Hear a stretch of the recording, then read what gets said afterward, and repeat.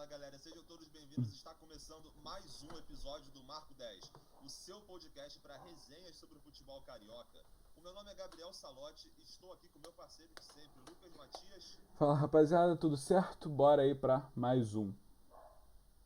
Vambora! E Bora. nosso parceiro Dimitri Souza, ele não é o nosso parceiro de tão sempre assim. Hoje Graças a ele não Deus. pôde estar presente, mas sexta-feira ele está de volta colando com a gente em mais episódios do Marco 10. Mas É. tudo bem, vamos tocar hoje que temos Bora. muitos assuntos para falar do futebol carioca. O Botafogo ganhou do Náutico e está numa sequência muito boa, glorioso, chegando cada vez mais perto da liderança da Série B. O Vasco empatou com o Cruzeiro num jogo recheado de polêmica e de confusão no finalzinho da partida. O Impressionante. Flamengo, em uma atuação bem ruim, perdeu para o Grêmio às vésperas da semifinal da Copa Libertadores e o Fluminense saiu na frente do Cuiabá, mas acabou cedendo o empate no segundo tempo. E vale lembrar também os boatos de Daniel Alves no Flamengo e também no Fluminense. Essa notícia ficou quente nos últimos dias, tem outros times interessados neles, mas vamos focar aqui, claro, no futebol carioca, falando de todos os interesses de Flamengo e Fluminense no consagrado, nessa lenda, né, de jogador. Antes de Bora. começarmos, eu quero convidar vocês para curtir e seguir as páginas do Marco 10 nas redes sociais, @Marco10Podcast. A sua fonte de informação sobre o futebol carioca, tanto no Instagram, como no Twitter, como no Facebook, pode seguir a gente lá. E também pedindo aquela moralzinha, se tiver como, né? Deixar esse likezinho aqui no vídeo, se inscrever no canal, ativar o sininho, isso vai ajudar muito a gente. Você vai ficar atualizado sempre que tiver episódio novo e listas novas, vídeos de qualquer tipo que a gente vier atualizando aqui no canal. Corte, tudo você vai ficar sabendo. Isso. Perfeito, então. Vamos começar então, Matias? Bora. Começando pelo Botafogo. Botafogo, como eu falei, Tá embalado, hein? boa. Tá embalado, glorioso. Não tem jeito, cara. São 10 vitórias em 12 jogos desde que Anderson Moreira assumiu. E se eu não estou enganado, né? Quinta vitória seguida, exatamente. O Botafogo chegando muito perto da liderança da Série B, da disputa do título. Antes a gente discutia muito sobre o Botafogo se estabilizar no G4, o que importa é subir, mas entra aquela discussão, se você ganha o título da Série B, você ganha a vaga na Copa do Brasil, isso significa mais dinheiro no bolso. Matias, Botafogo venceu o Náutico? Venceu e tomou um sustinho no início, né? Eu não lembro se é a primeira vez que um time do Anderson sai perdendo, mas tomou esse susto logo de cara, né? No começo do primeiro tempo, aos 8 minutos ali, o Botafogo tomou um gol do Náutico. O Náutico que era um bom time aí no começo, talvez o melhor time aí da Série B, começando bem, acho que 6 ou 7 vitórias seguidas. Tava na Série A, a gente já tava o Náutico como garantido na Série A, né? Mas uma queda horrível, demitiu o treinador, contratou o Chamusca aí, né? O Chamusca reencontrando o Botafogo e fazendo o que sabe fazer de melhor, né? Que é perder. Mas, enfim, o Botafogo tomou o gol logo no início, mas eu senti que ele não se abalou, né? Tanto que se a gente for olhar, depois do gol do Náutico, o Botafogo só deu Botafogo, né? Com gás ofensivo, conseguiu fazer 3 gols, o Chay jogando muito bem ali pela lateral do campo. O segundo gol, achei uma baita jogada dele infiltrando na área, tocando lá pro Rafael Navarro. E é isso, cara. Botafogo com nome, com peças, né? Já tá aí ficando em terceiro nessa Série B, abrindo aí 3 pontos pro Guarani, né? Que é o quinto colocado ali. O Botafogo tá com 44, o Guarani com 41. O CRB que tá jogando agora tá empatando com o Brasil de Pelotas, mas o jogo tá no início, né? Então tá com 42 pontos, pode aí igualar o número de pontos do Botafogo, mas enfim, o Botafogo cria uma gordurazinha ali que é essencial no G4 para conseguir o acesso, né? E tá no caminho, já tá na cola aí do Goiás também, que tá jogando agora e tá empatando com o Avaí. O jogo também começou há pouco tempo, então o Goiás aí com 46 pontos, o Botafogo com uma vitória já encosta no Curitiba que tem 48. Então é isso, né? O Botafogo se firmou mesmo na briga aí por um desses que vão subir e tá lá. Pra mim, Curitiba, Goiás e Botafogo já estão muito bem encaminhados. Só resta uma vaga aí para tantos times que estão brigando, né? CRB, Guarani, Sampaio, até o Vasco, o Náutico, o Cruzeiro para mim já tá fora da briga, mas esse pessoal aí tá, essa briga tá boa aí para ver quem vai ser o quarto, né? Com certeza, eu conferi aqui enquanto você estava falando, realmente. O Botafogo não saiu perdendo em nenhuma ocasião. Quer dizer, teve a derrota para o Ferroviário, que foi esse momento onde o Botafogo saiu perdendo. Mas fora isso, você vê muitos jogos onde o Botafogo consegue a vitória sem sofrer gols também. Foi uma marca do Anderson nos primeiros jogos. Então, essa foi sim uma situação inédita, quer dizer, como eu acabei de falar, o Operário saiu ganhando do Botafogo, só que no final do jogo o Botafogo perdeu. Dessa vez a situação inédita foi, o Botafogo saiu atrás do placar e conseguiu a virada. Era de se esperar, porque o time está conseguindo melhorar a cada rodada. Você vê que os jogadores estão encontrando o entrosamento. A gente vai cansar aqui de falar, mas vai falar até o final o quanto as contratações do Chay e do Oyama foram importantes para a sequência do Botafogo nessa segunda divisão. Os dois jogadores estão ajudando demais. Alguns jogadores também, como o Marco Antônio, estão conseguindo ter uma boa fase junto ao Navarro, onde estão conseguindo agregar ao time também. Mas o Botafogo está vindo numa sequência muito boa, sofreu no início, sofreu uma pressãozinha no Náutico no início, mas a partir daí conseguiu controlar o jogo, ditar o ritmo com naturalidade, sem desespero. Aquele Botafogo que a gente via que era mais derrotado psicologicamente. Eu diria que até desde o ano passado, quando o Botafogo teve que amargar a lanterna da Série A e já entrava em campo com aquele clima de derrotado, parece que agora o clima é muito diferente, parece que agora os jogadores realmente estão se encontrando, e isso influi no campo. O Botafogo está com essa sequência de vitórias, não é à toa. E agora entra como um postulante sério ao título, como eu estava falando na introdução. Importante que o Botafogo dispute o título, porque um título é um título, o torcedor não quer saber, você vai render mais lucro para você, ainda mais pela questão da classificação, de você entrar em fases mais adiantadas da Copa do Brasil, e o Botafogo cada vez mais vai arranjando confiança e vendo que é possível, tá ganhando jogos em sequência, tá conseguindo superar adversários que outrora seriam muito complicados, né? Tá conseguindo, pode vir adversário da parte de baixo da tabela, da parte ganhou do Curitiba, né?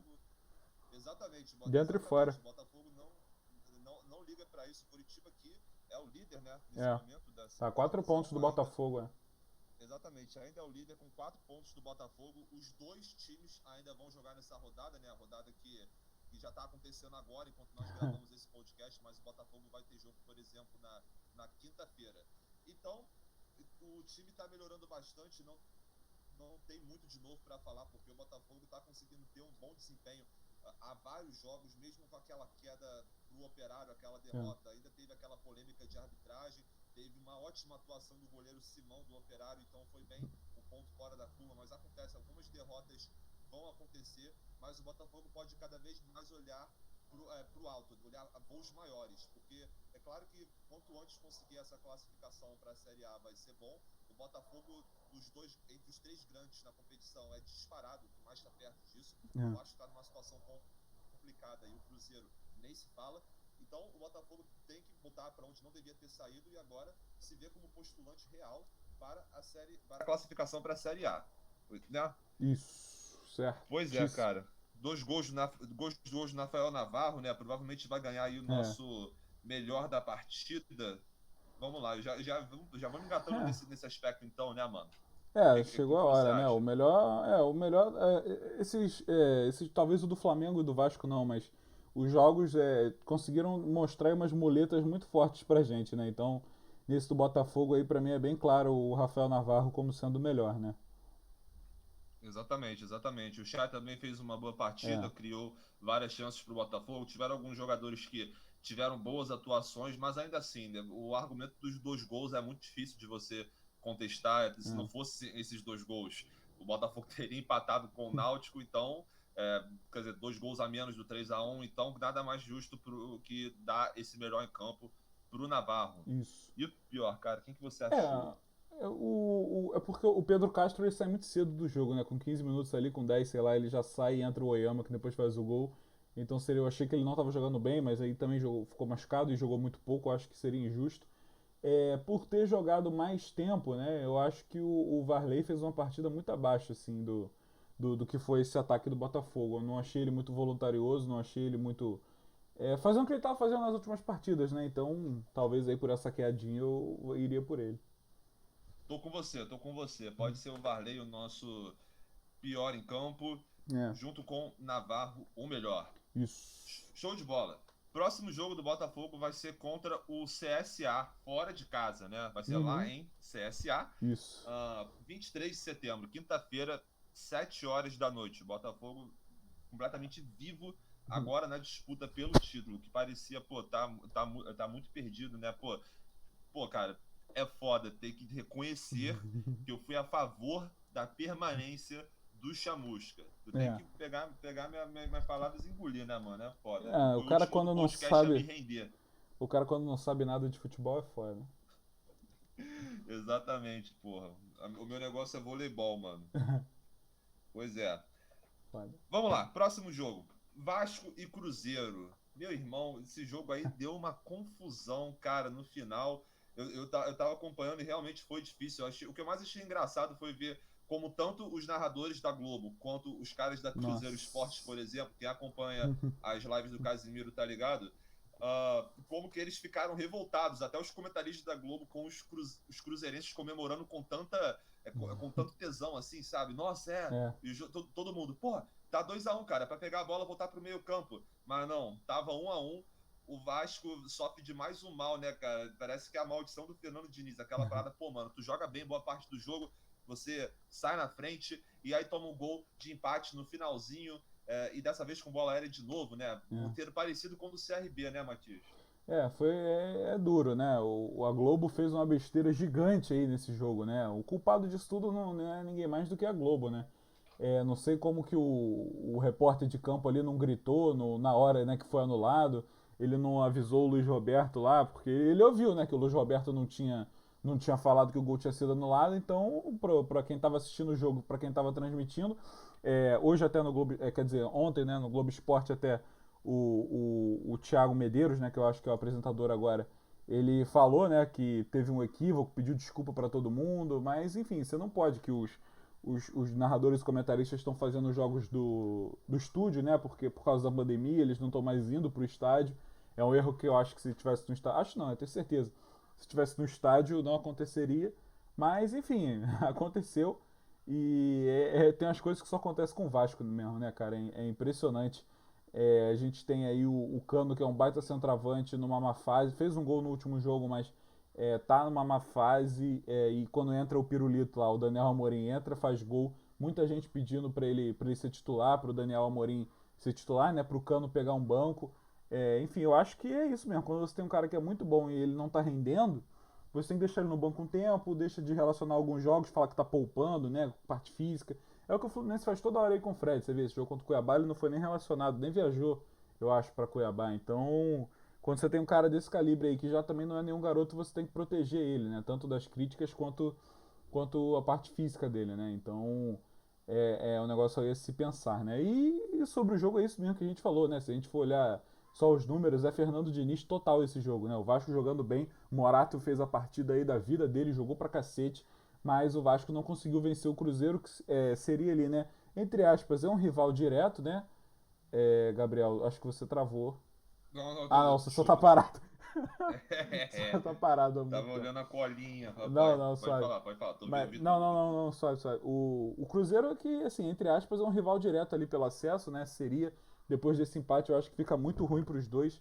Acho que, na minha opinião, assim, os dois saindo da briga, o Vasco tem ainda uma chance, assim, minimazinha de conseguir alguma coisa, mas, cara, cedendo tantos empates, assim, cedendo tantas viradas em casa que o Vasco perdeu, né?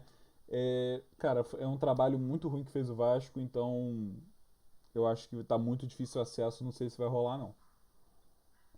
Olha só, cara. É porque assim, eu não sei qual a opinião, a sua opinião e a opinião dos nossos ouvintes. Eu quero que você comente aqui o que você acha disso. Sobre esses estatísticos, mano, que aparece falando, pô, tal time tem X% de chance de subir. Porque é fora. Se você for pegar 10 rodadas atrás, pegasse um estatístico falando do Botafogo de Chamusca, por exemplo, tu ia falar que ele tem 5% de chance de subir. Só que olha onde o Botafogo tá agora. A impressão que passa. Eu não entendo muito se o Dimitri. Ainda Pô, bem e que ele não nosso tá aí, que engenheiro ele aqui, ia né? querer falar Exatamente. da Pô, FGV e o caralho, porra. começar a palestrinha aqui, se ele tivesse aqui, exatamente. Mas, pô, pegando aqui a estatística, ó, a atual, isso aqui, a notícia de hoje, né? 3% de chance de subir, que o Vasco tem. Cara, tá complicado o cenário. O Vasco tá nesse momento a 8 pontos de distância do quarto colocado, né? 25ª rodada, faltam aí 13 rodadas para terminar a Série B. E o Vasco, como você disse, cede esses empates.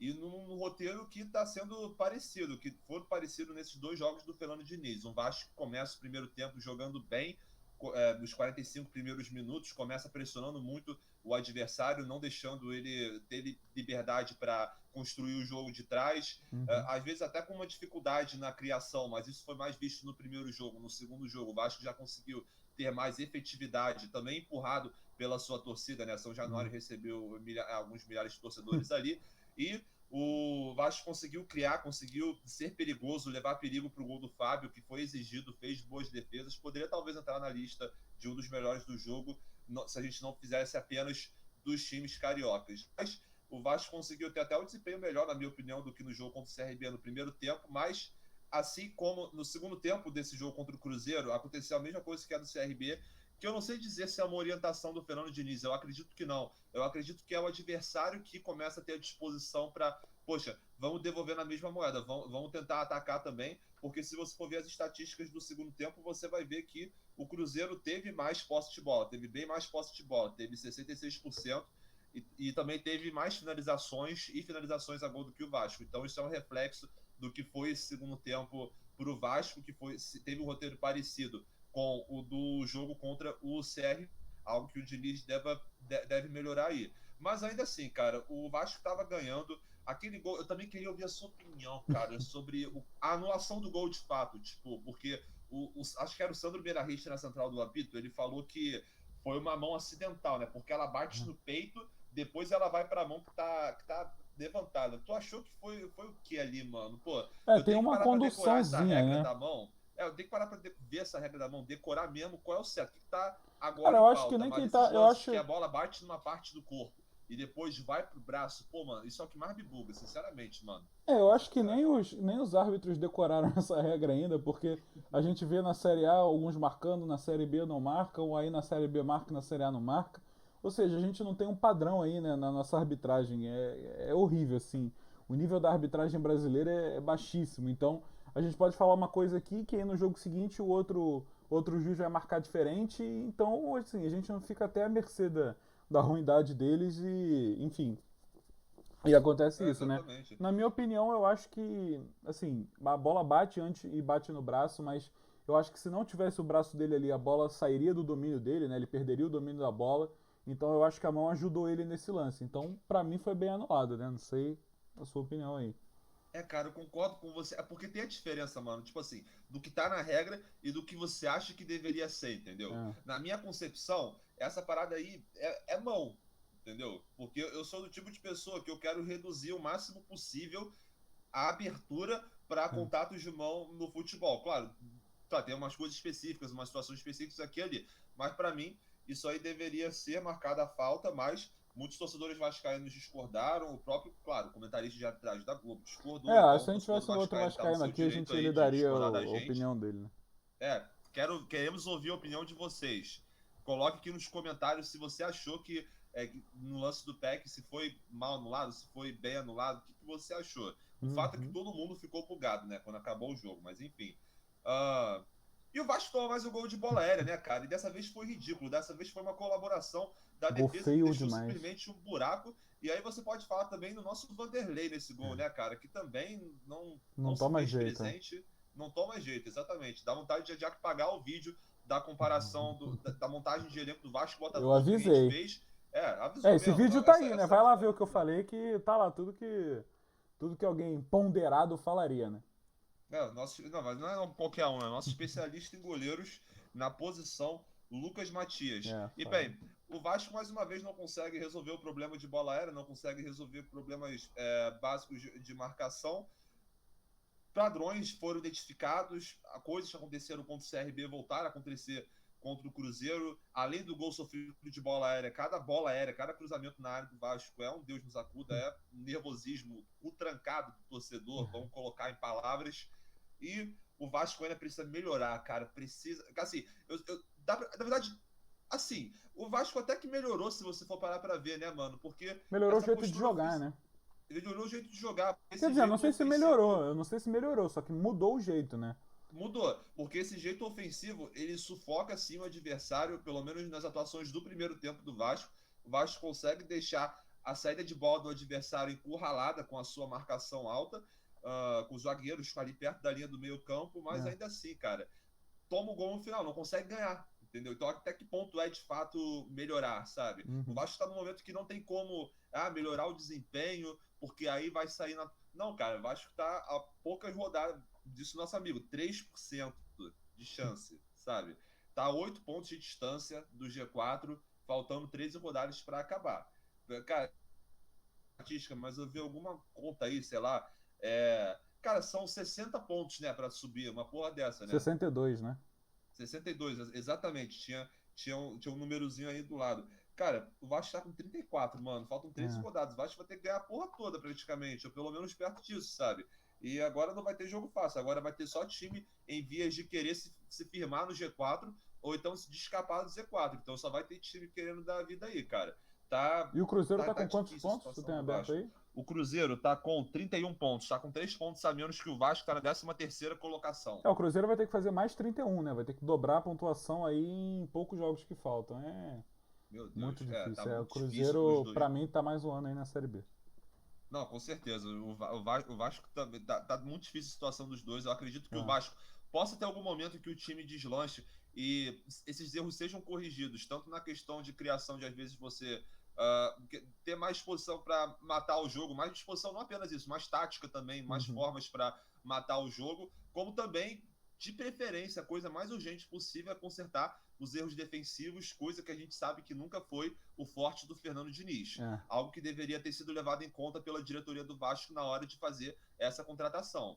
Então, vamos ver, a situação do Vasco Complicado. tá complicada, cara. É. Vamos lá. Melhor e pior em campo, mano. O melhor pra mim, assim, fica entre ali o Nenê e o Morato, só que pra mim o Morato Ó, jogou demais, cara. O Morato fez aí a partida da vida dele e infelizmente não foi suficiente pro Vasco ganhar, mas o meu voto tinha aí no Morato. tadinho, mano. Pô, cara, puta que pariu, deixa eu pensar. Eu acho que eu vou de Morato também muito, muito nessa linha mesmo. Tipo assim, eu super daria pro Nenê, né? Ele além de ter feito gol, eu acho que eu vou dar pro Nenê, mas só pra ele não passar batido, entendeu? Aham, Tipo, fica o Morato com um, o Nenê com outro, os dois foram lembrados e um abraço. E o pior, mano? beleza. Bom, aí tu pode escolher alguns, né? Pois Eu é, acho que lista. todo mundo da zaga ali naquele gol, pelo amor de Deus. E pra mim a pior falha foi do Vanderlei, né? Aquele problema quando a bola passa embaixo de você, assim, um problema de tempo de bola. Que isso você não tem como treinar, né? Você não tem como corrigir. Isso aí veio com a idade, essa falta de noção de tempo de bola e até o Vanderlei corrigir isso aí, só nascendo de novo, né? Então o meu voto vai pra ele aí por estar desonrando a categoria de goleiro do Vasco, que já foi muito grande. Meu Deus, cara. Deixa eu dar só uma olhadinha aqui no SofaScore, ver se tem alguém que eu possa, pra poupar aqui o Vanderlei. É foda, né? Se não for pra ver. Além deles, o Andrei também fez mais uma boa partida, né? Eu tinha me esquecido desse detalhe. O Léo Jabá, Marquinhos Gabriel, O Léo Jabá né? não estava acertando muita coisa também, né, nesse jogo. Pois Poderia. é. Não, sobrou pro Vanderlei mesmo, cara. Não tem muito o que Né? fazer, não. Não tem muito pra onde fugir. Foi um erro crasso, pô. A gente só tem que mudar um. Se a gente pudesse dar pra mais de um, seria, pô, pode botar os três, os É, dois zagueiros e o Vanderlei nessa porra, só por causa desse buraco, cara. Porque o cara pode ter feito uma partida de Maldini, só que, caralho, mano, foi muito feio, mano. O jogo do é. Cruzeiro que eu não vi quem, foi o Ramon. Ramon. Porra, um buraco ali, cara, no meio da pequena área, muito, muito feio, muito feio. E E ele pior nem ainda, chuta a bola, na verdade, né? A bola bate no pé de apoio dele e entra, né? exatamente, cara. Isso aí, nos minutos finais, você tem que ter essa concentração. Tava Tem. levando 3 pontos importantíssimos para casa. Deixando Já em tava em casa, casa, né? né? Mas, enfim, deixando em casa, exatamente. Deixando ali São Januário. Mas, eu vou com você, mano. Vai ter que ser o Vanderlei, porque eu já falei aqui desse buraco na defesa muito feio, muito feio. Ok. Dito isso, o Vanderlei, mano, se botasse um poste ali, talvez o poste defendesse. Talvez fosse em cima do poste. Pois Então, é. vai ter que sobrar pro Vanderlei mesmo, não tem jeito. Vamos lá. Próxima partida do Vasco vai ser 24 de setembro, sexta-feira, contra o Brusque. Brusque e Vasco da Gama, dia 24 de setembro, sexta-feira, às 9h30 da noite. Show de bola. Show. Flamengo. Ai. Flamengo perdeu para o Grêmio por 1-0 em uma atuação Chupa muito ruim. freguês. Talvez, Sua inclusive, merda muita gente freguês do falando. Grêmio. Exatamente, pô. Primeira Os vitória do cara, Grêmio aí, um os tempinho. cara mandaram em direto lá pro Gabigol no vestiário, né? estão com moral pra fazer isso. Exatamente. Não, eu vou ser sincero, tipo assim, a torcida do Grêmio também ficou bem feliz assim com esse resultado, até entendo, até porque faz diferença para a pretensão do Grêmio ganhar de um candidato ao título, mas para o Flamengo fica a lamentação de ter feito uma atuação ruim em mais uma véspera de mata-mata, porque isso Grêmio tem virado campeão praxe carioca, né? também. Grêmio campeão Pois carioca, é. ganhou dos dois aí. Agora tá mais Ganhou dos fácil dois. ganhar o carioca. Exatamente.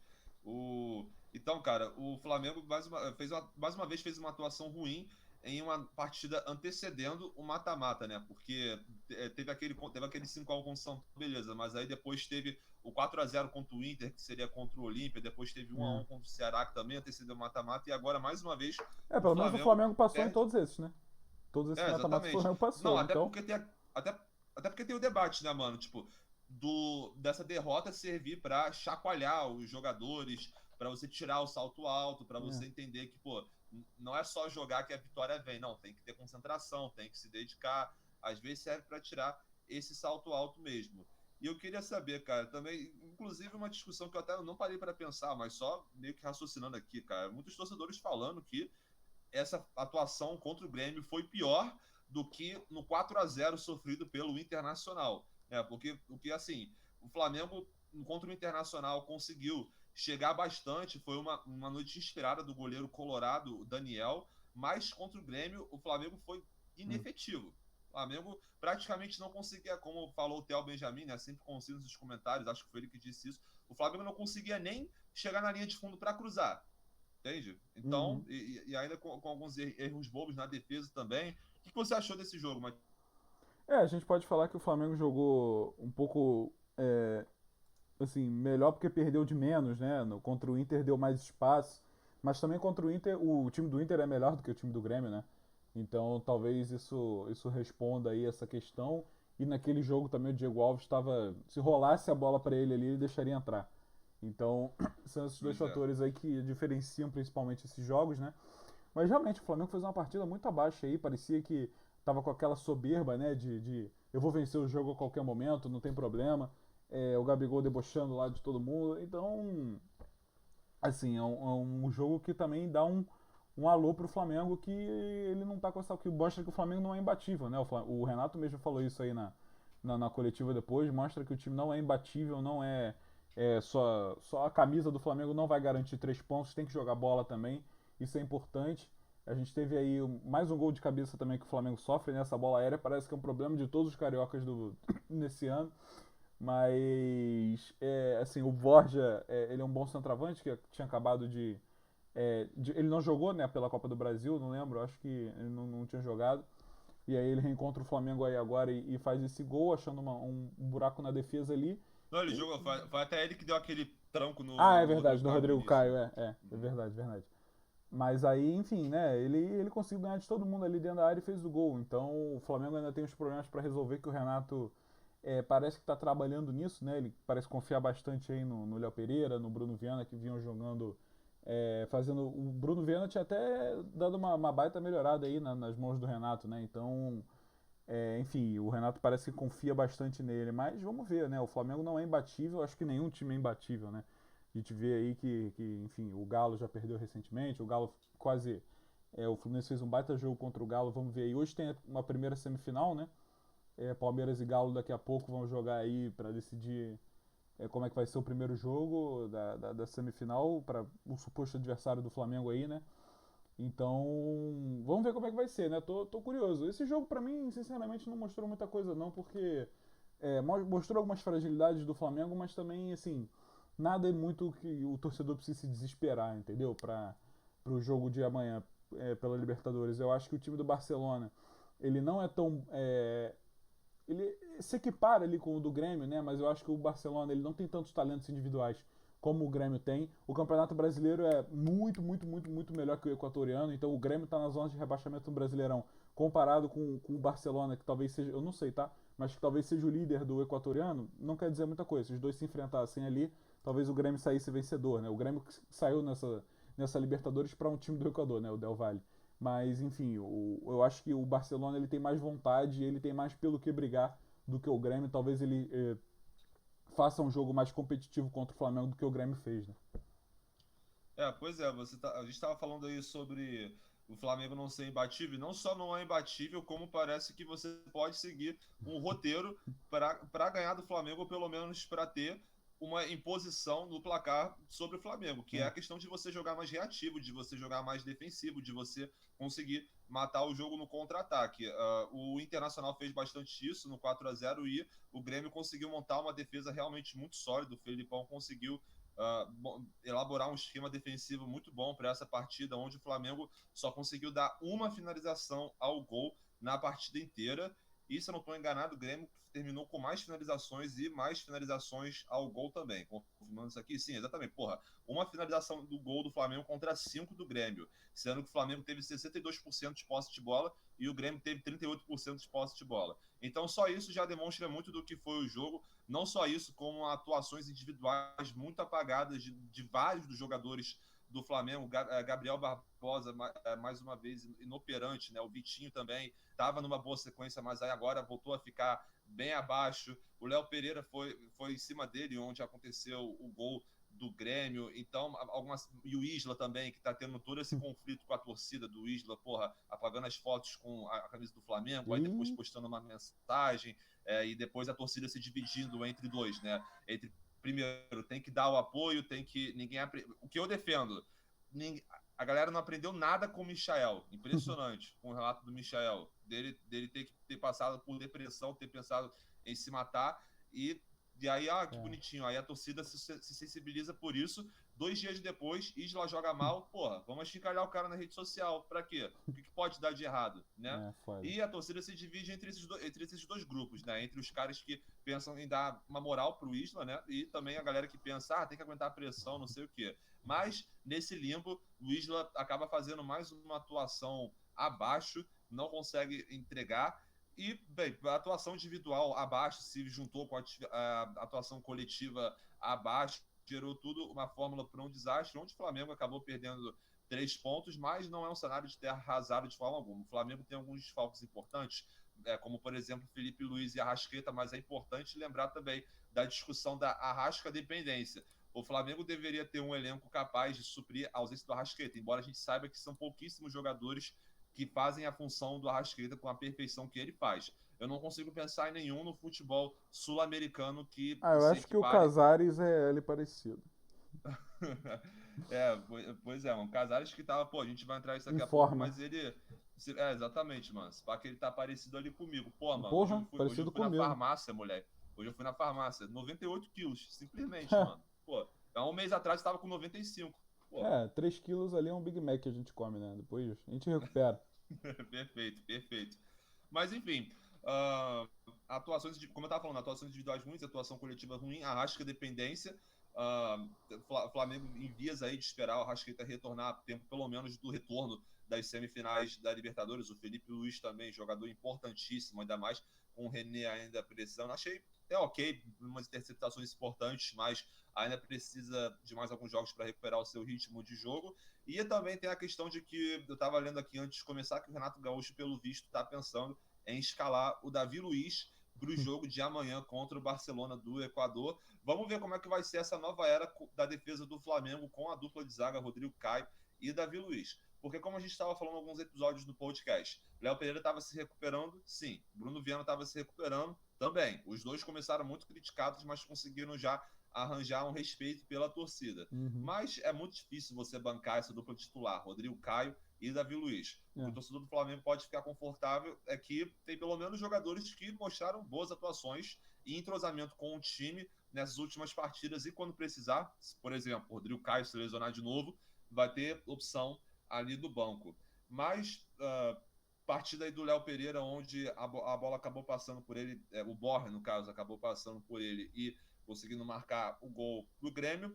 Uma daquelas partidas que junto pro Internacional, que é pro torcedor esquecer, mas que a comissão técnica não deve esquecer, deve pegar e ver o que deu errado, porque esse cenário do Flamengo enfrentar times mais reativos não vai ser novidade, vai se repetir sim ao longo dessas temporadas. O negócio está se afunilando, o Flamengo está na semifinal da Copa Libertadores, também está na semifinal da Copa do Brasil, e em vias de finalizar aí o Campeonato Brasileiro. E, claro, para a pretensão de título, claro, ainda é possível, mas o Atlético Mineiro mostra ser um time muito constante e o Flamengo também, com essa mentalidade do Renato, que está sendo muito questionado também, essa questão dele priorizar mais as Copas. Tem muita gente que... Isso também está uma discussão muito grande, né? Tipo assim, gente falando da mentalidade do time, que o time entra de um jeito na Liga e entra de outro jeito na Copa. Até a própria questão de escalação, de montagem disso pro jogo. Então, vamos ver como é que o Renato vai conduzir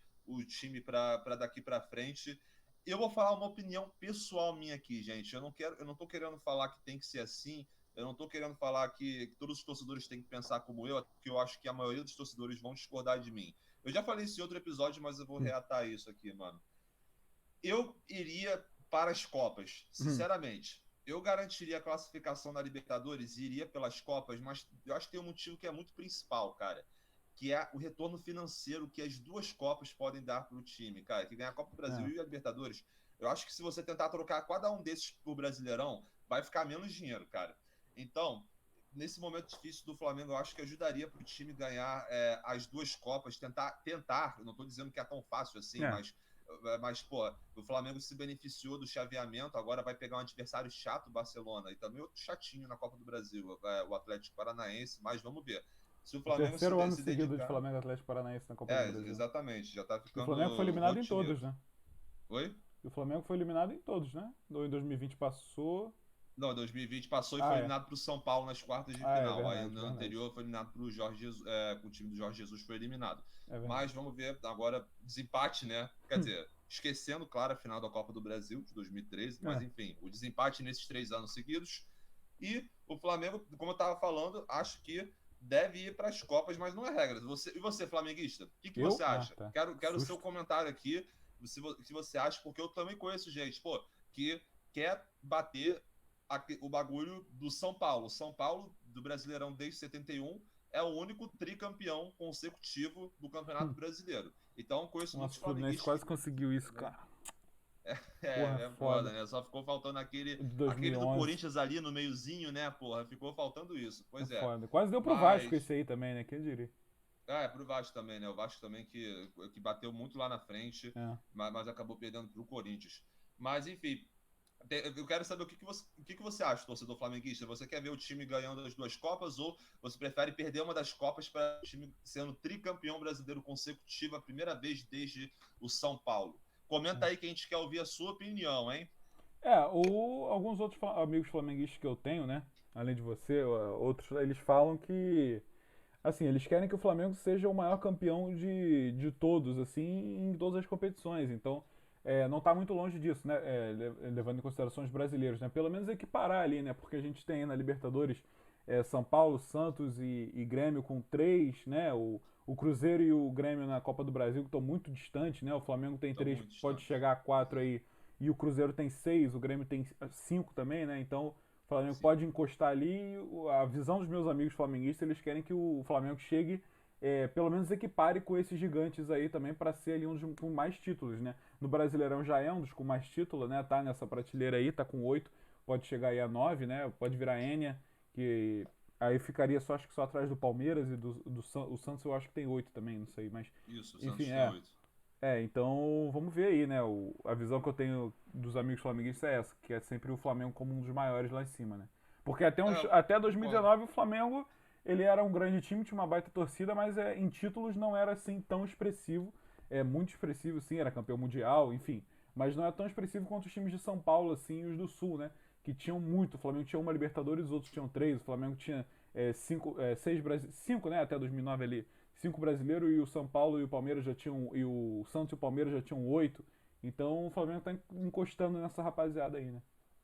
Pois é, exatamente. A Copa do Brasil é uma coisa muito particular também minha, porque é um torneio que eu gostei muito de ganhar em 2013. Quer dizer, em 2006 eu era muito criança, né? Mas em 2013 foi um torneio que eu amei ganhar, o torneio onde o Flamengo sempre foi forte. E a grande questão é que em 2013, cara, eu vi uma possibilidade real do Flamengo ser o maior campeão da Copa do Brasil, porque naquela Cruzeiro e o Grêmio estavam, exatamente, Cruzeiro e o Grêmio estavam empatados cada um com 4 títulos.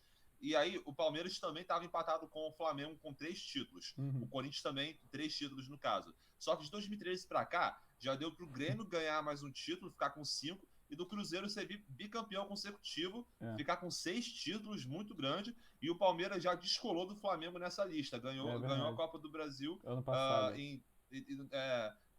Exatamente, foi 2012, aí ficou com 3 e depois o Flamengo voltou a empatar, ficou com 3. Isso o Flamengo ganhou 2012, ficou com 3, o Flamengo ganhou 2013, ficou com 3. Aí O Palmeiras ganhou ano passado. Não, o peraí, Palmeiras ganhou ano nossa, passado. não, exatamente, eu sempre bugo na quantidade de Copas do Brasil do Palmeiras. Peraí, São 4, porque o Palmeiras ganhou uma no ano passado, ganhou em 2015, ganhou em 2012, Isso. né? Isso. Perfeito. E já tinha ganhado uma antes. Só que por eu tava aí, errado então. Acho que Então, ganhou enfim, uma em 90 e porrada aí, pô. 96 90 e por Guaraná aí. com rolho. Exatamente. Aí, o Flamengo ficou com 3 em 2013. Só que aí ele viu o Cruzeiro e o Grêmio se distanciarem demais, né? O Cruzeiro tem o ganhou dobro. Em 2016. Exatamente, o Cruzeiro tem o dobro. E viu o Palmeiras se distanciar. Tinha 3, a mesma coisa que o Flamengo, e ano passado ganhou, ficou com 4. Então, por conta de como essa lista se configura, eu também gostaria de ver o Flamengo ganhando Copa do Brasil por isso. E, pô, sem falar que eu acho que a Copa do Brasil a premiação é maior que a Libertadores, né? Tem esse aspecto. Então, isso é importante também. Olha só, encerrando o assunto do Fluminense, que é o próximo, vamos falar de Daniel Alves vindo para o Rio de Janeiro. Será? Não quer fechar melhor e pior aí do Flamengo, não?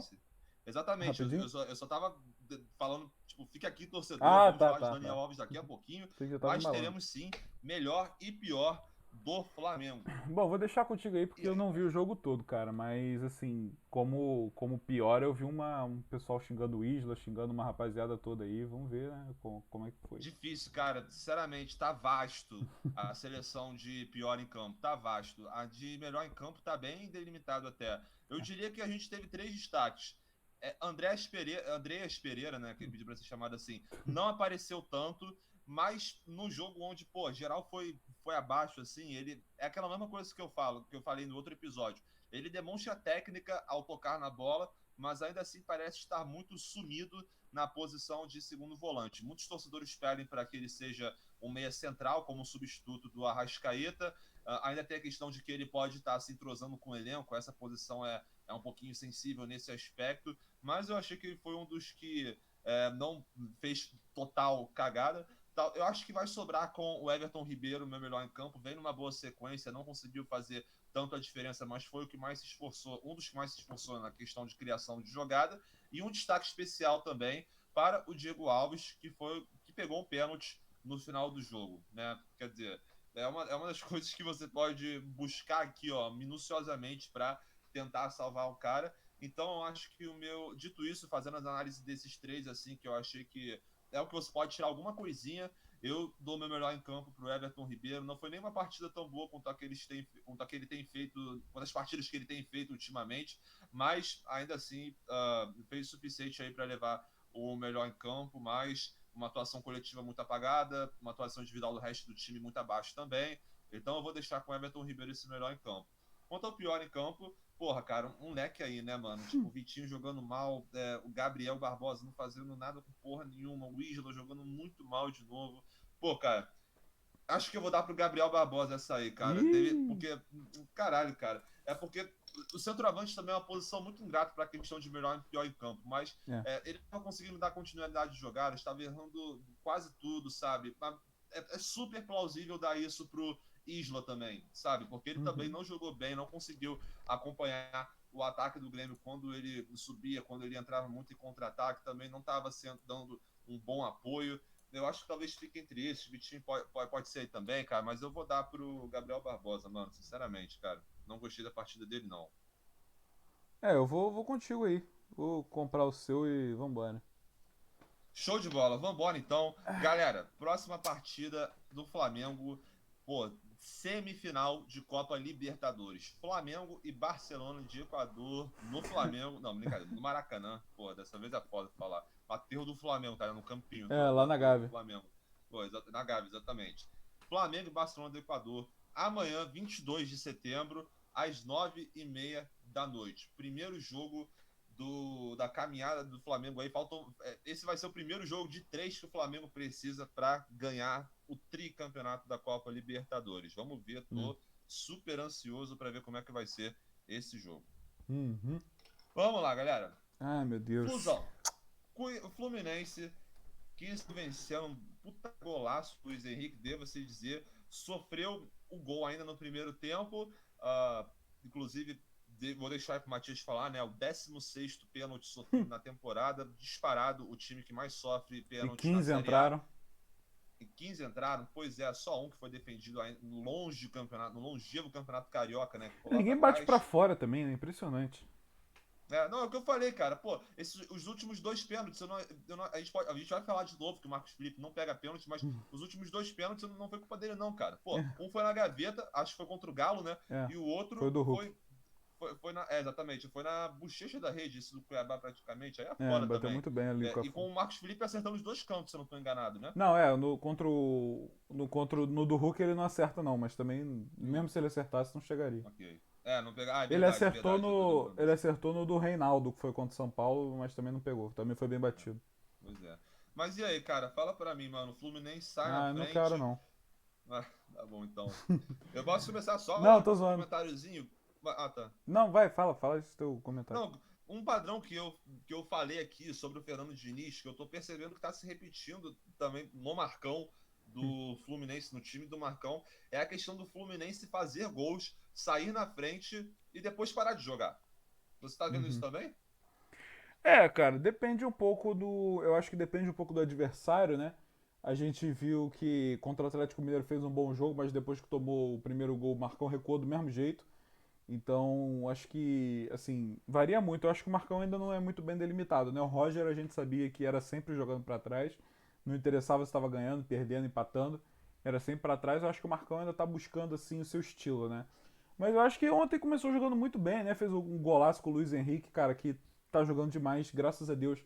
Ele recuperou o bom futebol dele, que ele já tinha mostrado na base, já tinha mostrado no profissional.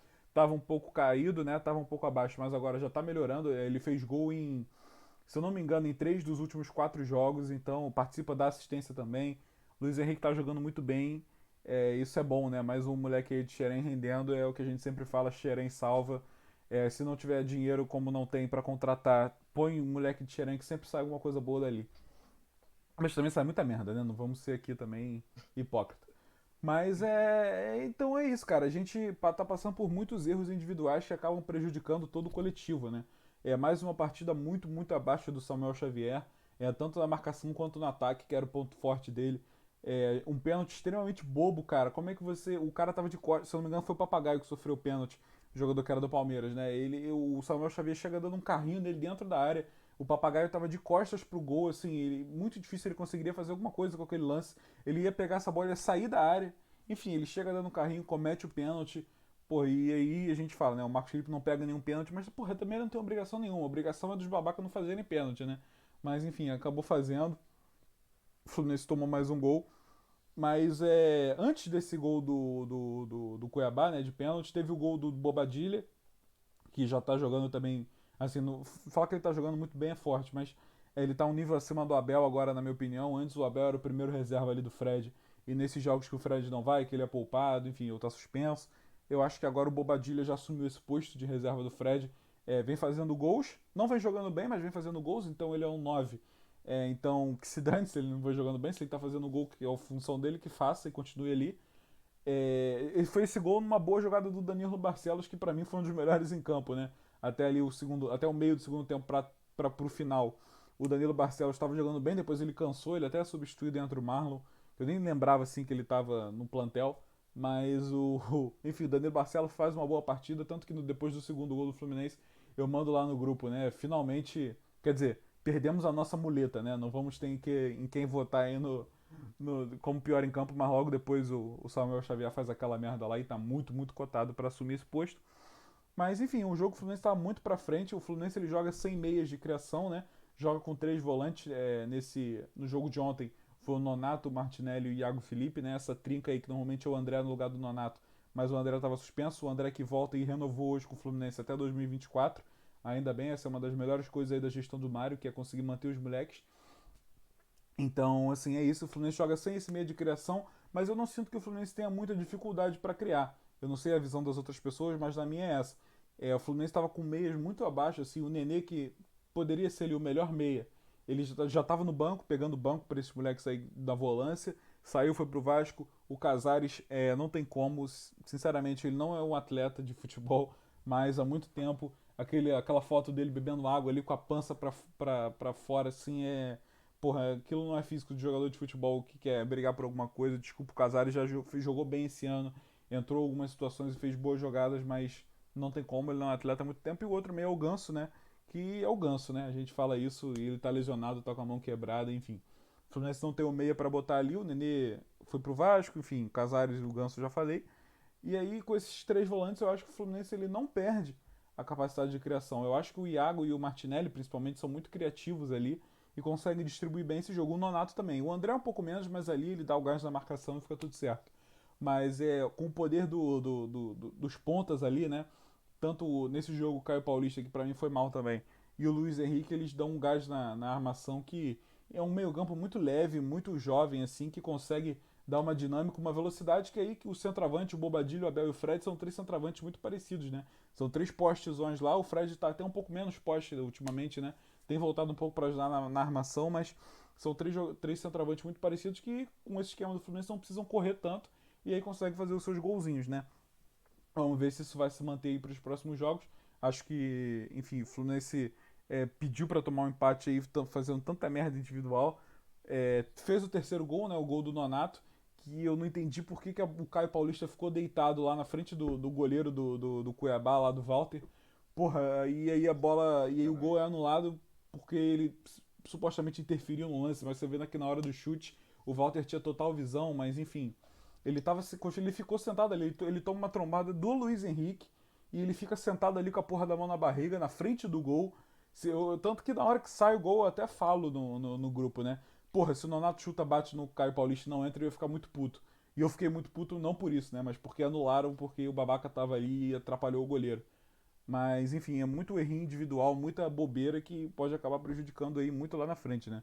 O Fluminense aí vai vir para uma sequência complicadinha, vai pegar Santos, Fortaleza, Bragantino, então esses 3 pontos eram importantes, mas também o Fluminense está galgando aí, ainda está invicto com o Marcão. Pois é, cara, eu concordo com você.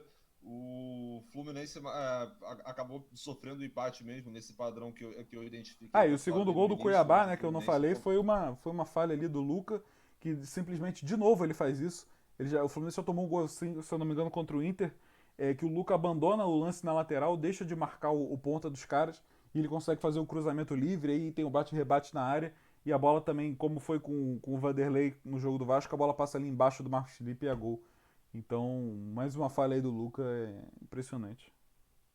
Pois é, complicado. Um dos jogadores mais contestados pela torcida. E o Fluminense entrou nesse jogo realmente marcando em cima, ditando o ritmo desde o início. Um golaço do Luiz Henrique, que realmente, eu conferi aqui, marcou sim 3 gols nas últimas 4 partidas. Foi o quê? Deixa eu ver de novo. Foi Chapecoense, foi São É, Paulo e também agora, exatamente, Chapecoense, São Paulo e agora contra o Cuiabá. O garoto está voltando a encontrar o seu bom futebol, não só por esse gol, mas também participando bastante das jogadas, e como você falou, teria dado assistência, né, pro Nonato se o gol não tivesse sido anulado. Mas enfim, o Fluminense começou impondo bom ritmo, como eu falei, golaço do Luiz Henrique, absurdo, um dos gols aí da rodada, e talvez do campeonato, né, não sei, mas e depois o Fluminense conseguiu ampliar o placar do 2-0.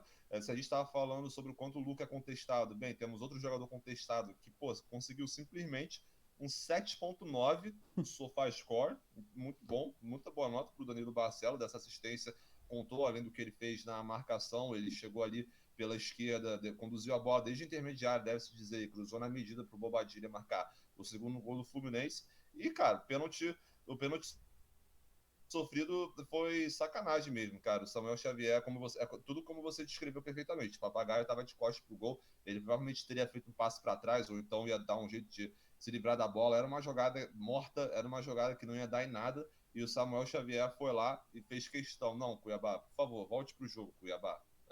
Vai ficar muito fácil, pode voltar pro jogo. E deu no que deu, cara. O Cuiabá fez um gol, começou a assanhar um pouquinho mais no jogo, o Fluminense também não, não é que sentou no resultado, mas assim, como eu falei, achei que reduziu um pouquinho as suas linhas, talvez o time pudesse ser um pouquinho mais ofensivo e manter a postura do início do jogo, que o resultado poderia ser diferente. É uma pena o gol ter sido anulado, o terceiro gol, mas achei corretamente anulado. Eu não sei se você pensa diferente, né? Quer dizer, o próprio Thiago Silva postou um story hoje, né? Pelo que eu vi, falando que, ou ontem, não sei, falando que aquilo ali não foi interferência, que a interferência no goleiro foi dos próprios zagueiros do Cuiabá. Mas é complicado, né? A bola passa exatamente do ladinho ali do Caio Paulista, que tá sentado ali. Pois é, a bola passa do ladinho dele. Eu realmente, eu não cheguei a ver o que fez ele ficar sentado ali, ficar com dor, porque é um lugar muito sensível para você ficar sentado. Quando teve o lance, eu até mandei no grupo de brincadeira. Pô, mano, quando você simula, você tem que ser fiel à sua simulação. Tem que ir até o fim para o juiz acreditar mesmo, ver se sobra um amarelozinho ali. Mas, pô, dessa vez ele foi fiel demais, nem que fosse, sei lá, rastejando um pouquinho para fora da linha do gol, sabe?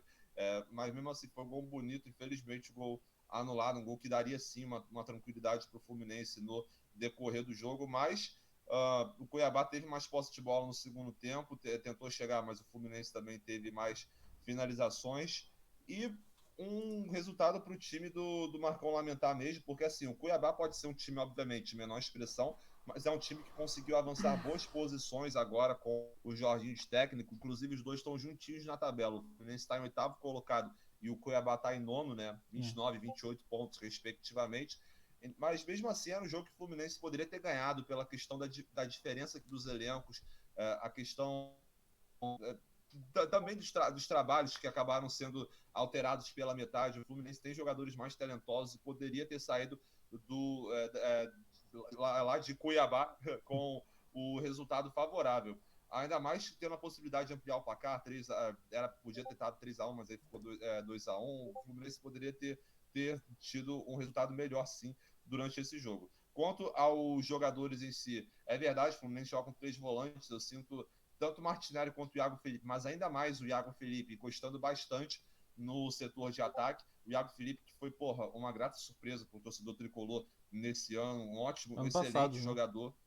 Do ano passado, mas a titularidade dele não começou. Ele começou ano passado mesmo. Ano passado ele já era titular, mas não desde o início, né? Ah, tá, entendi. Na metade do ano passado, assim, né? É.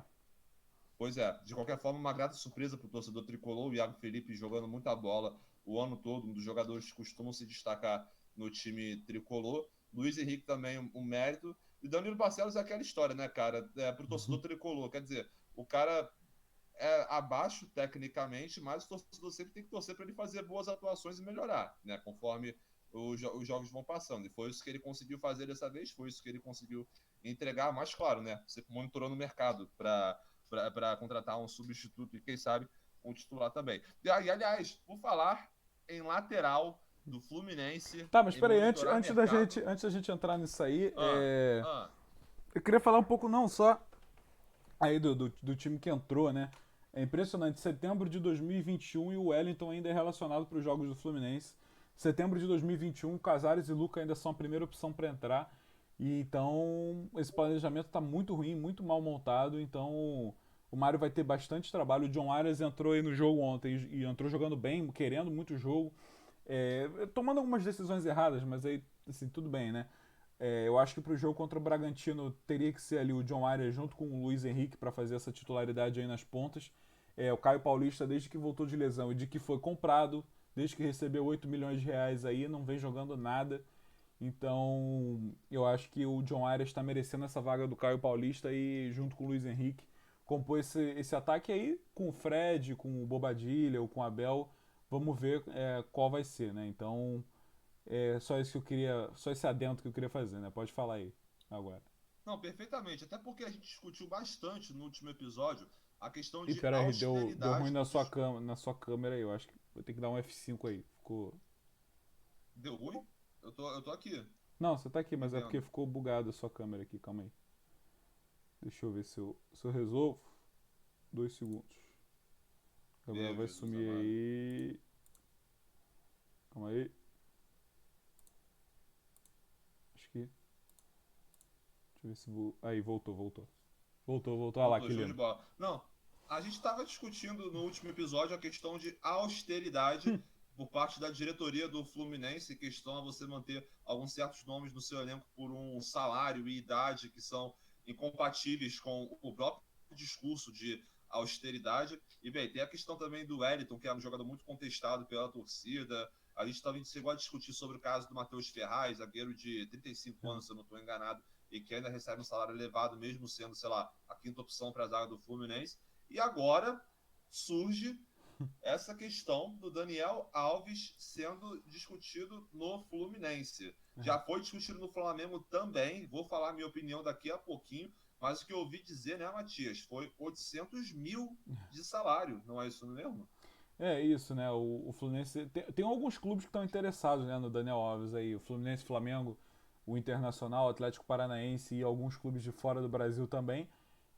O Fluminense, ele de longe é o que tem menos condições aí financeiras de arcar, né? Talvez ali empatado com o Atlético Paranaense, mas eu acho que o Atlético tem uma saúde financeira melhor do que a do Fluminense, né? Pode oferecer garantias ao Daniel, mas enfim, o Fluminense estava lendo umas matérias recentes, né? Tanto do Netflix quanto do Saudações Tricolores aí, que o Fluminense, o trunfo do Fluminense é fazer um projeto Daniel Alves, né?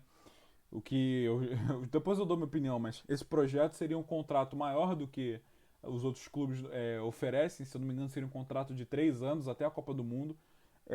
Quer dizer, até depois da Copa do Mundo, né? O que ele quer é a garantia de que vai estar no clube até a Copa do Mundo para poder ir.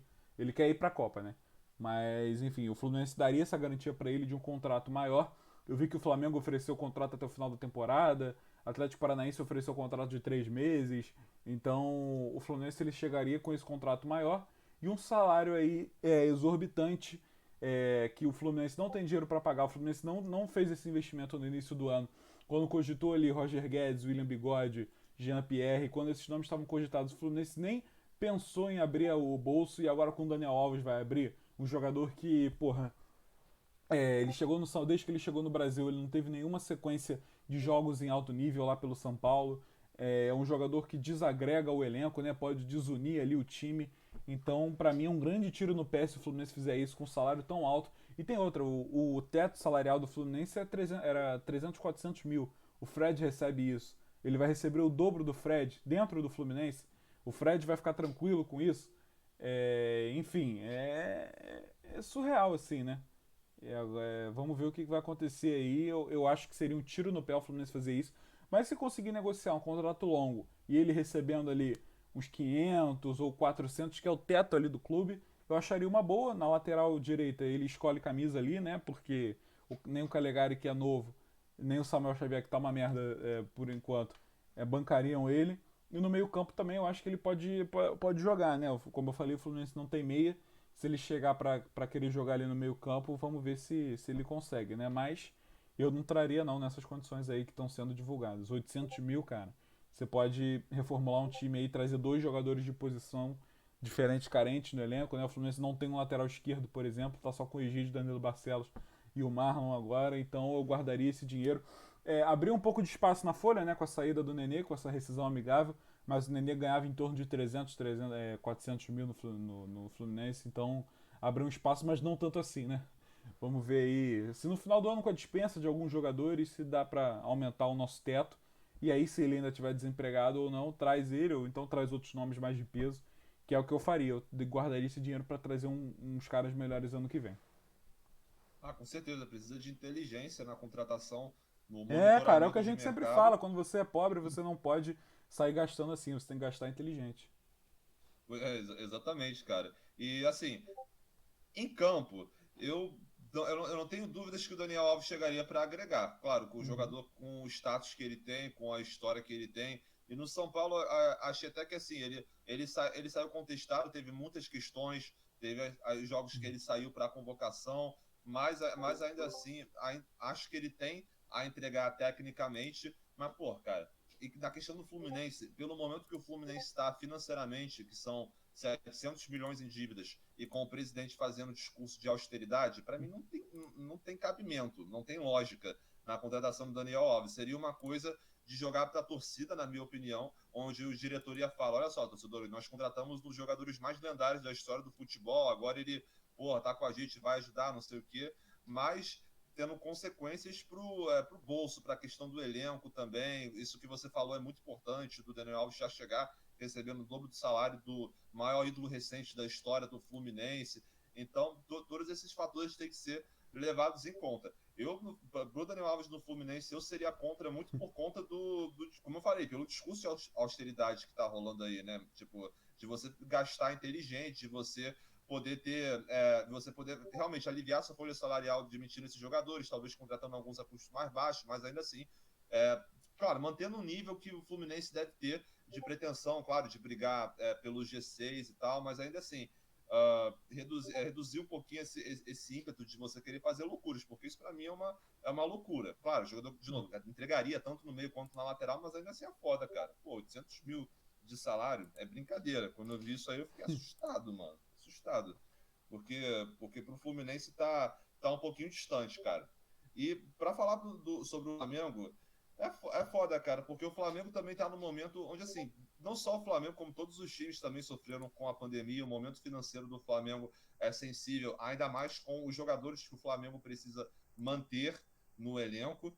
Então, se discute muito sobre a questão de como seria o salário do Daniel Alves, se seria, falou-se que seria muito menor do que o salário do São Paulo, mas ainda assim, o quão menor é isso, né? E ainda surgiu a questão de que, não, surgiu não, já sabe, né, a questão de que o Arrascaeta, ele pode ser vendido e que, assim, eu estava lendo isso hoje, né, acho que foi a apuração do jornalista do Dia, eu vou até confirmar isso aqui, mas se algum time chegar oferecendo 40 milhões de euros no Arrascaeta, eu acho que esse é tipo o limite, que é coisa pra caralho, diga-se, o Flamengo seria obrigado a vender o Arrascaeta, a não ser que o Flamengo pague os 25% restantes que o jogador ainda pertence ao defensor, entende? Então isso para mim já seria, por exemplo, um puta motivo mais legal para você guardar dinheiro. Alves. Lateral direito está com problema? Sim, está. O Isla é o titular, o Isla que vem sendo criticado pela torcida, e o Mateuzinho, seu reserva, é muito bom. Mas tem aquela questão dele ser menor, dele ser garoto, e o Flamengo ainda tem a questão de estar disputando as 3 competições O João simultaneamente, Lucas entrou sendo que bem lá ontem pelo Cuiabá. pois é, o João Lucas exatamente, né? É o Natan jogando bem no Bragantino, é o João Lucas jogando bem no Cuiabá, é isso aí, né? Então, o Flamengo ainda tem essa questão de que o Daniel Alves não poderia jogar. Eu acho que as duas Copas, eu acho que ele não poderia jogar. Não. Inclusive, eu fiquei bugado com isso. Nem o Mundial ele poderia jogar caso o Flamengo viesse a se classificar. Eu li isso no GE outro dia. Eu fiquei, por quê? Eu nem procurei saber. Mas ele seria só para Campeonato Brasileiro e ainda assim desfalcaria o time no momento das convocações. O Tite já convocou ele pós-Olimpíada para a sequência de jogos contra Chile, Argentina e Peru. Mas foi isso mesmo, né? Chile, Argentina e Peru. Bem, ele pode ser convocado de novo, então seria um jogador que não poderia jogar as 2 Copas, seria importante para o brasileiro, ok, mas não vai nem jogar o brasileiro direito, porque ainda vai ter data FIFA agora, né? Inclusive, acho que a convocação vai anunciar sexta-feira aí. Eu acho que provavelmente vai ter mais uma data FIFA até o fim do ano, no mínimo mais uma, né? Porque, caralho, parece que é uma data FIFA atrás da outra, tomar no cu também. Mas, então, também não enxergo como uma boa opção para o Flamengo, quer dizer, nem para o Flamengo nem para o Fluminense, cada um por seus motivos diferentes. Acredito que o Flamengo poderia ter mais condição financeira de arcar com Daniel Alves, mas ainda assim é um momento onde o Flamengo precisa ser muito meticuloso com os seus passos, precisa tomar decisões muito corretas para a questão de montagem do elenco. Para mim, é a maior prioridade do planeta. Eu acho que a única coisa que eu estaria disposto a fazer alguma loucurazinha financeira é para manter o Arrascaeta. Para mim, isso aí vale tudo, porque, como eu falei, não consigo enxergar um substituto para esse jogador no mercado sul-americano e também no europeu. É muito difícil você ver um jogador que, assim, que teria condição de vir para o Flamengo por um preço acessível para o Flamengo, que não seja um top de linha, um jogador de menor escalão, mas que ainda assim deitaria no futebol brasileiro. Nenhum desses eu tenho uma leitura, então nesse momento para mim é essencial manter o Arrascaeta, e é para isso que eu faria a questão de fazer loucura financeira. Quer dizer, Daniel Alves é uma lenda do futebol, ia ser o maior prazer ver ele vestindo a camisa do meu time, mas hoje em dia é foda. São muitas questões, quem sabe, fica pra próxima aí, Dani. Isso que eu acho, cara. É isso aí mesmo. Então, Daniel Alves não é bem-vindo no Rio de Janeiro. Talvez se ele quiser jogar ali no Pois Vasco, é. vamos ver. Exatamente. Por Pô, amor, ser atraído pelo dinizismo, é sendo óbvio. seduzido É. pelo dinizismo. Pois é. Próximo jogo do Fluminense, então, galera, vai ser contra o Bragantino, né? Dia 26 de setembro, domingo, 4 horas da tarde. E é isso, No Fluminense e Maracanã. Bragantino em Fluminense. No Maracanã, Isso perfeitamente. aí. Opa, nossa senhora. Bora. Vamos pro palpitômetro, então, galera. Bora. Dimitri mandou lá É, os dele, né? mandou. Pô, infelizmente, dessa vez eu não vou poder atualizar como está a Hum. nossa tabela do palpitômetro, Ih. porque foi inesperado. A gente ia gravar uma coisa, mas acabou que gravou outra. Eu meio que não consegui Hum. organizar o palpitômetro aqui direitinho. Mas mesmo assim, nós vamos falar o resultado de cada um. Vai seguir da mesma forma, cada um palpitando nos jogos que eu falei hoje, dos próximos jogos dos 4 grandes dos times carioca. O Dimitri não tá com a gente, mas ele mandou os placares dele aqui no Zap Zap. Vamos lá então, Matias? Bora. Vamos embora.